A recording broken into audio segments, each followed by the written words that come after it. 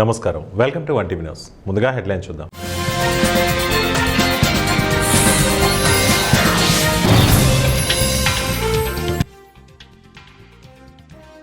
ఎల్లుండి అమరావతికి bill gates, health care రంగంలో game changer CM Chandrababu.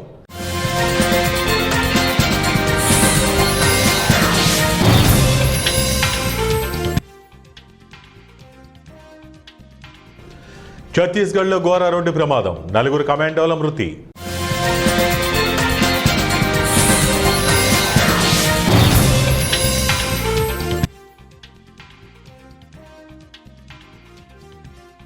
AI ప్రమాదం, సెబీ చైర్మన్ హెచ్చరిక. ఏఐ వల్ల ఉద్యోగాలు ఊడిపోతున్నాయని పలువురు టెక్ నిపుణులు చెబుతున్న వేళ సెబీ చైర్మన్ తుహిన్ కాంత్ పాండే కీలక వ్యాఖ్యలు చేశారు. ఆర్టిఫిషియల్ ఇంటెలిజెన్స్ ఆర్థిక వ్యవస్థకు ప్రమాదకరమని హెచ్చరించారు. ఏఐ వంటి లేటెస్ట్ టెక్నాలజీ ఆర్థిక రంగాన్ని ప్రభావితం చేస్తుంది కాబట్టి దీనికి అనుగుణంగా నియంత్రణ వ్యవస్థలు సైతం అభివృద్ధి చెందాలని పాండే పేర్కొన్నారు. ఈ సందర్భంగా మైక్రోసాఫ్ట్ ఏఐ సీఈఓ ముస్తఫా సులేమాన్ను ఉటంకిస్తూ రాబో ఏఐ, సింథటిక్ బయాలజీ వంటివన్నీ మానవాళికి సవాలుగా మారతాయని వెల్లడించారు. ఈ సాంకేతికతలు మన జీవితాలను మెరుగుపరచగలిగినప్పటికీ సరైన నియంత్రణ లేకపోతే సమస్యలను కూడా సృష్టించగలవని అన్నారు. మైక్రోసాఫ్ట్ సహ వ్యవస్థాపకుడు బిల్ గేట్స్ ఎల్లుండి రాష్ట్రానికి వస్తున్నారని ఏపీ ముఖ్యమంత్రి చంద్రబాబు ప్రకటించారు. ఇవాళ అమరావతిలో పార్టీ ఎమ్మెల్యేలతో నిర్వహించిన భేటీలో సీఎం చంద్రబాబు ఈ విషయం చెప్పారు. ఎల్లుండి అమరావతికి బిల్ గేట్స్ వస్తున్నారు. బిల్ గేట్స్ ను 3 సార్లు ఏపీకి తీసుకొచ్చిన ఘనత నాదే అని సగర్వంగా ప్రకటించారు. తొలిసారి హైటెక్ సిటీ కోసం, రెండవసారి విశాఖ అగ్రిటెక్ కోసం గేట్స్ ను రప్పించారని, ఇప్పుడు సంజీవిని పథకం కోసం వస్తున్నారని వివరించారు. ఛత్తీస్గఢ్లోని దంతారి జిల్లాలో తీవ్ర విషాదం చోటు చేసుకుంది. శనివారం ఉదయం జిల్లాలోని కొప్రి బైపాస్ పై ఆగి ఉన్న ట్రక్కును కోబ్రా కమాండోలు ప్రయాణిస్తున్న కారు ఢీకొట్టడంతో 4 కమాండోలు అక్కడికక్కడే మృతి చెందారు. మరో కమాండో ప్రాణాపాయ స్థితిలో ఆసుపత్రిలో చికిత్స పొందుతున్నాడు. 4 కమాండోలు ఒకేసారి మృతి చెందడంతో రాష్ట్ర వ్యాప్తంగా విషాద ఛాయలు అలుముకున్నాయి. దంతారి జిల్లాలోని కొప్రి బైపాస్ పై ఆగి ఉన్న ఒక ట్రక్కును కోబ్రా కమాండోలు ప్రయాణిస్తున్న కారు ఢీకొట్టడంతో ఈ దుర్ఘటన చోటు చేసుకుంది. సెలవు మంజూరు చేసిన తర్వాత కమాండోలు జగదల్పూర్ నుంచి రాయ్పూర్కు వెళ్తుండగా ముందు వెళ్తున్న ట్రక్కును వారి కారు వెనక వైపు బలంగా ఢీకొట్టింది. మృతులు ముఖేష్ కుమార్, ఉమేందర్ సింగ్, రాజ్ కుమార్ గౌర్, డ్రైవర్ హీరాళాల్ నగర్గా గుర్తించారు. మరో కమాండో అభియాన్ రాయ్గా గుర్తించారు.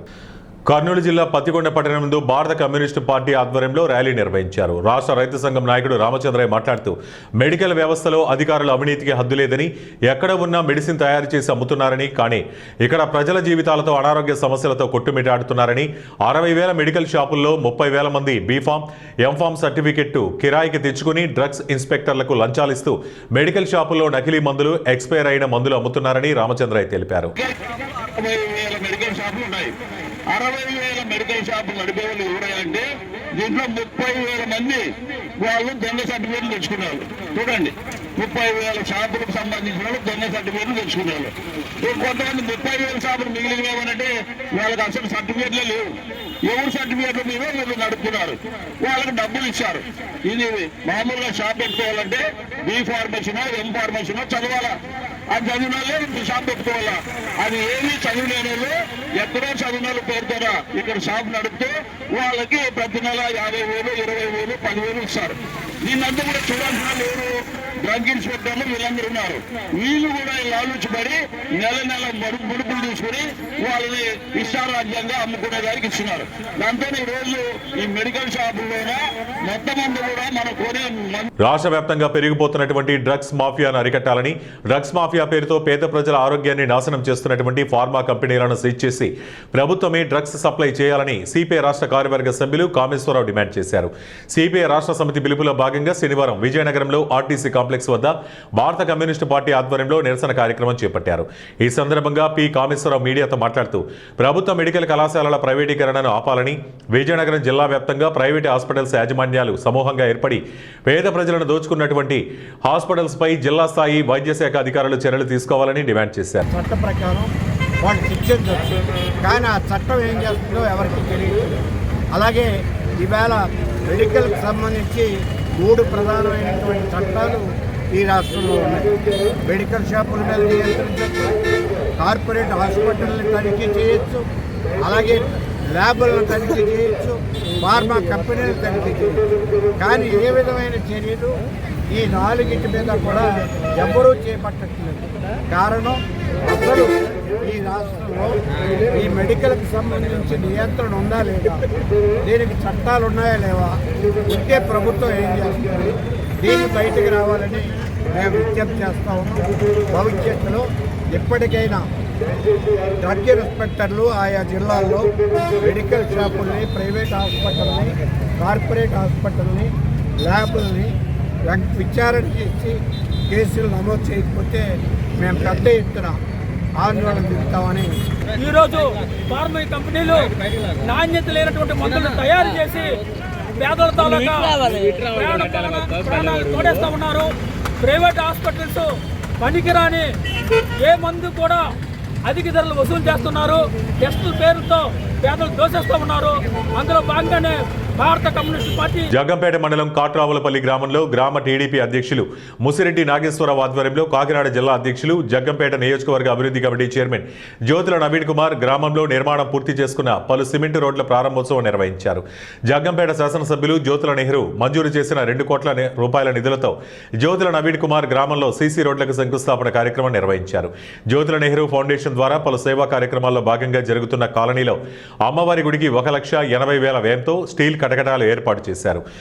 వెన్నలక్ష్మికి మూత్రపిండాలు మార్పిడి చేశారు. ఆమెకు సుమారు నెలకి 30,000 రూపాయల మందులు అవసరం అవడంతో ఆ విషయాన్ని జ్యోతుల నవీన్ గ్రహించి 1-2 నెలల సరిపడే మందులు అందించారు. అదేవిధంగా జెనెటిక్ ప్రాబ్లం వల్ల కండల వీరబాబు కుమార్తెకు 2 సంవత్సరాల పాపకు డైలీ 900 రూపాయల టాబ్లెట్ వాడవలసి వస్తుంది. ఆ పాపకు కూడా ఒక 15 రోజులకు సరిపడా మందులు అందించారు.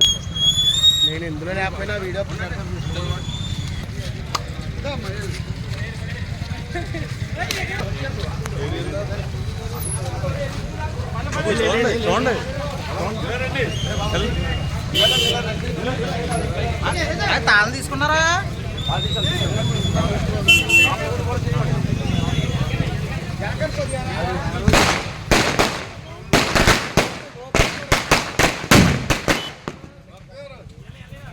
నాగర్ కర్నూలు జిల్లా అచ్చంపేట మండలం రంగాపూర్ గ్రామ సమీపంలోని నల్లమల అడవుల్లో వెలసిన శ్రీశైలానికి ఉత్తర ద్వారంగా చెప్పుకునే ఉమామహేశ్వర పుణ్యక్షేత్రం మహాశివరాత్రి సందర్భంగా పార్వతీ పరమేశ్వరం కళ్యాణం 15వ తేదీ రాత్రి అంగరంగ వైభవంగా నిర్వహించనున్న ఉమామహేశ్వర దేవాలయ చైర్మన్ బీరం మాధవరెడ్డి మరియు ఏవో ఆలయ సిబ్బంది ఈ కళ్యాణానికి స్థానిక ఎమ్మెల్యే డాక్టర్ వంశీకృష్ణ స్వాముల వారికి ప్రభుత్వ పరంగా పట్టు వస్త్రాలు సమర్పించనున్నారు.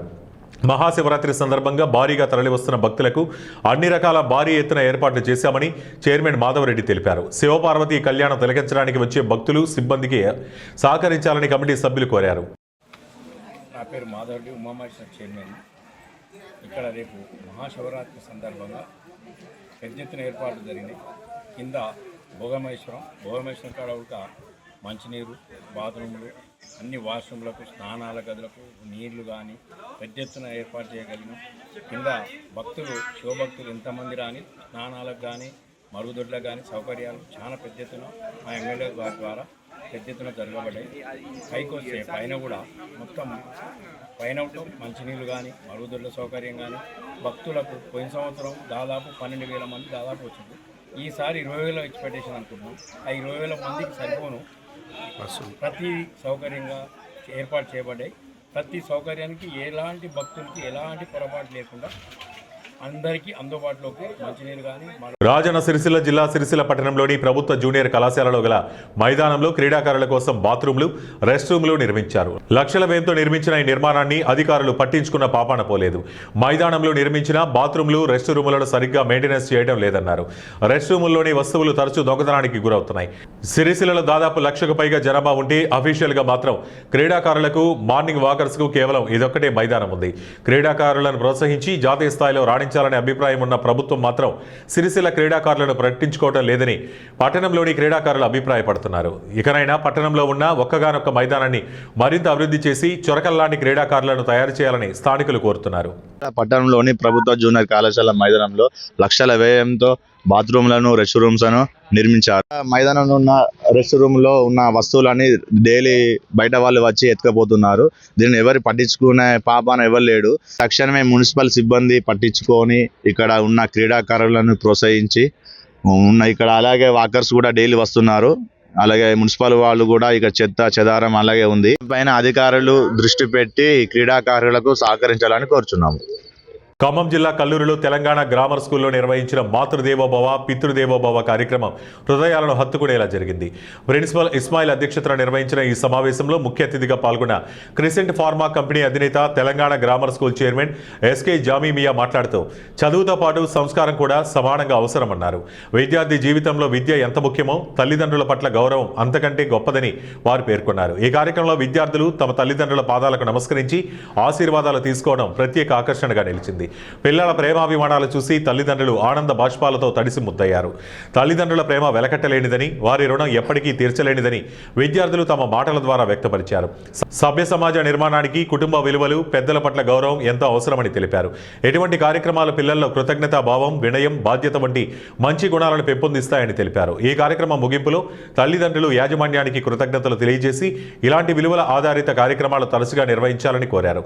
విద్యతో పాటు సంస్కారం కలిగిన భావి భారత పౌరులను తీర్చిదిద్దే దిశగా ఇది ఒక ఆదర్శవంతమైన ప్రయత్నమని అందరూ అభినందించారు. మా కాలేజీ ప్రిన్సిపల్ ఇస్మాయిల్ గారికి రావడం, మొత్తం టీచర్స్ అందరూ, మొత్తం అంత కాలేజ్ స్కూల్ స్టాఫ్ అందరూ కలిసి అవును ఇలా చేయాలని వాళ్ళకు ఒక ఆలోచన రావటమే చాలా మంచి చూసుకున్నాం. ఎందుకంటే ఇవి చేసి ఈ కార్యక్రమం చేసేది మేము ఏదో చేసిన 10 కార్యక్రమాల్లో ఇది ఒక కార్యక్రమం చెప్పుకోవడానికి చేయట్లేదు. మేము చేసేది ప్రతిదీ నమ్ముతాం, మనసా వాచా కలిగిన. ఈరోజు వాస్తవంగా చెప్పాలంటే ఈ రోజు కన్నా శుభమైన రోజు, ఈ రోజు కన్నా పవిత్రమైన రోజు నాకు ఇంకొకటి ఉండదు. ఒక స్కూల్ చైర్మన్ గానే కాకుండా ఒక తల్లి కొడుకుగా, ఒక తండ్రి కొడుకుగా, ఓ బాధ్యత గల వ్యక్తిగా నేనే కాదు ప్రతి ఒక్కరు ఇక్కడ కూర్చున్న ప్రతి ఒక్కరికి కూడా ఇది చాలా పవిత్రమైన రోజు. ఎందుకంటే పిల్లలు తల్లిదండ్రుల్ని గౌరవించి, ఆరాధించి, వాళ్ళ దేవుళ్ళ కోసం వాళ్ళ దగ్గర నిలబడటం, అదే ప్రేమతో సుఖంగా, సంతోషంగా అభివృద్ధికి రావాలి అని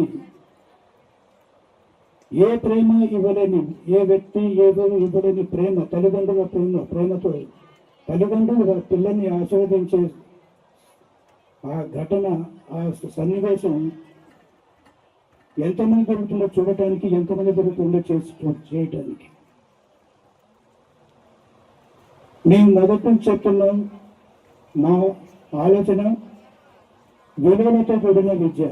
విలువలంటే ఏమిటి? విలువలంటే రూపాయి విలువ కాదు, ఆస్తి విలువ కాదు. మానవ సంబంధాలు ఏమిటి? కొడుకుగా నా పిల్లలుగా నా బాధ్యత ఏమిటి? తల్లిదండ్రుల పాత్ర ఏమిటి? తోబుట్టుల పాత్ర ఏమిటి? సమాజంలో మా పాత్ర ఏమిటి? సమాజం పట్ల మా బాధ్యత ఏమిటి? మేము ఎలా ప్రవర్తించాలి? ఇవి నేర్పించాలి. వీటితో పాటే వాళ్ళకు విద్య నేర్పించాలి. చదువు ఒక ఉద్యోగం కోసం, సంపాదించడం కోసం కాదు. సంపాదించడానికి చదువు అవసరం లేదు. మీకు తెలుసు, ఎంతో మంది తక్కువ చదువుకున్న వాళ్ళు కూడా కోటీశ్వరులు ఉన్న వాళ్ళు చాలా మంది ఉన్నారు. వాళ్ళ చదువు సంపాదించడానికి కాదు, చదువు మానవ ఆకారంలో ఉన్న ఆకారాన్ని మనిషిగా, ఒక మానవుడిగా, ఒక సంఘజీవిగా తయారు చేయడానికి, ఒక బాధ్యత గల విద్యార్థిగా, ఒక పౌరుడిగా తయారు చేయడానికి కావాల్సిన చదువు. ఆ కార్యక్రమం. వార్తలు ముగించే ముందు ముఖ్యాంశాలు మరోసారి.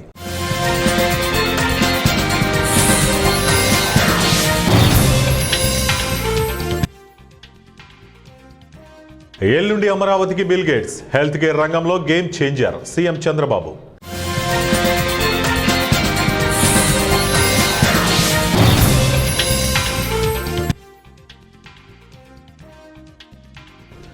ఛత్తీస్గఢ్లో ఘోర రోడ్డు ప్రమాదం, 4 కమాండోల మృతి.